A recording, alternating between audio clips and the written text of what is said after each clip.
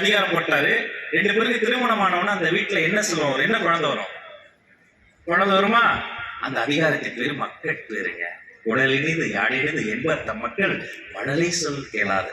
என்ன பெரிய பேச்சாளர் நான் பேசுறதெல்லாம் பேச்சா? ஒரு குட்டி பாப்பா இருக்க வீட்டுல போய் பாருங்க, அது ஐயா ஐயா ஐயா அப்படிங்கும். நமக்கு பார்க்கும் போதே சரி பாருங்க, அள்ளி கொஞ்சம் போல இருக்கு. இப்ப ஆணுக்கு ஒரு அதிகாரம், பெண்ணுக்கு ஒரு அதிகாரம், குழந்தை பிறந்துச்சு மக்கள் பேர் ஒரு அதிகாரம். அடுத்த அதிகாரம் அந்த வீட்டுல ஒரு உடைமை அதிகமா பெருகும். நில உடைமையா? அன்புடைமைங்க. இந்த உலகத்துல அன்புதாங்க எல்லாம். இதை விட பெரிய அறம் கிடையாது. ஆணுக்கு அறம் உதவி செய்வது, பெண்ணுக்கு ஒரு அறம் அந்த உதவியை தடுக்காமல் போட்டிப்பட்டு அதிகம் செய்வது. ஆணுக்கும் பெண்ணுக்கும் இல்ல அறம் அது என்ன? மக்கள் பேரை உருவாக்குவது. அந்த மக்கள் பேர் இருக்கிற அந்த வீட்டினுடைய மிகப்பெரிய அறம் அன்பு பல்கி பெருகுவது. இவ்வளவு அதிகாரம் வந்துருச்சு பாருங்க. இவ்வளவு அதிகாரத்துக்குள்ளே ரத்த சம்பந்தம் இருக்கு.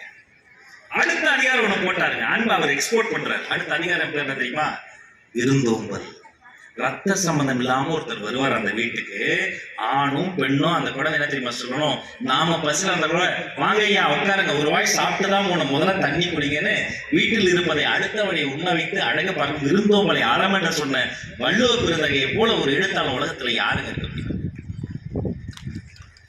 அதுக்கும் அடுத்த அதிகாரம். இப்ப வீட்டுக்குள்ளதான் இவ்வளவு நேரம் அன்பு அறம் போயிட்டே இருக்கு.